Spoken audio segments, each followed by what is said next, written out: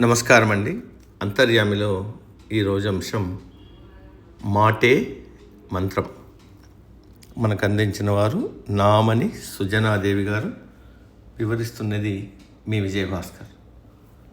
తల వెనక తలంత బలగమున్న ఒక్కరూ కష్టకాలంలో ఆదుకోలేదు అంటారు. ఈ కాలంలో ఎంతటి సంపదనైనా ఆర్జించవచ్చు, కానీ కష్టంలో మన కోసం నిలబడే వారిని సంపాదించుకోవడం కష్టమే. అలా సంపాదించుకోవడం మన ప్రవర్తన, సంస్కారం వల్ల మాత్రమే సాధ్యమవుతుంది. కత్తికొన్న పదునైనది నాలుక. రాముణ్ణి బలంతో గెలవడం కష్టం అనుకున్న రావణుడు ఆయనను మానసికంగా దుర్బలుణ్ణి చేయాలనుకున్నాడట. మాయా సీతను సృష్టించి యుద్ధస్థలికి తీసుకొచ్చి రాముడితో, ఈ సీత కోసమే కదా నువ్వు యుద్ధం చేస్తున్నది, ఇదిగో ఈమెను ఇప్పుడే చంపేస్తాను చూడు అని ఆయన కళ్ళ ముందే మాయా సీత ప్రాణం తీశాడట.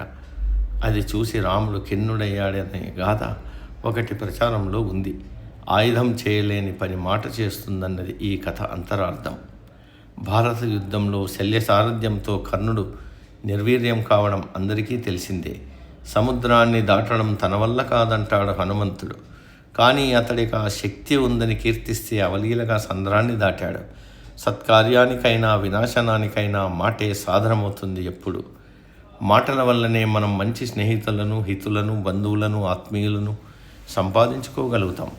ఆ విధంగా మాటను సద్వినియోగపరచుకోవడం మన చేతుల్లోనే ఉంది. అందుకు నయా పైసా ఖర్చు కాదు. కానీ అదే మాటను నయవంచనకు ఉపయోగిస్తే రావణుడిలా వినాశం తప్పదు.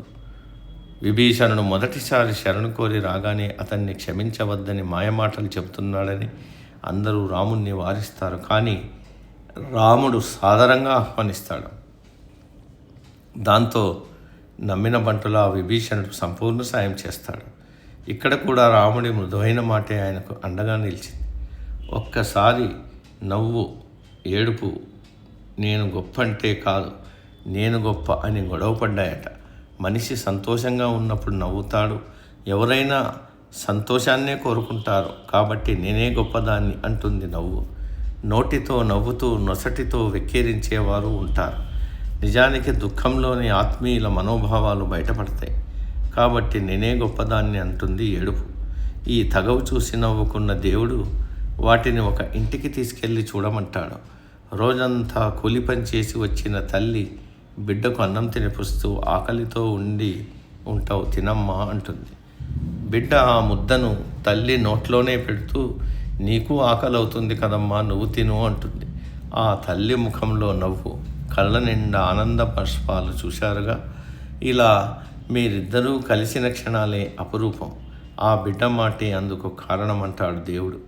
ఆచితూచి వాడితే మాటే మంత్రమవుతుంది. అలా మాట్లాడేవాడు కాబట్టే రాముణ్ణి మృదుభాషి, మధురభాషి, మందస్మిత భాషి, హితభాషి అంటారు. మాటకున్న శక్తిని గౌరవించి మంచి పనులకు దాన్ని వినియోగించేవారే చరితార్థులవుతారు. సమాప్తం. సర్వే జన సుఖినో భవంతు.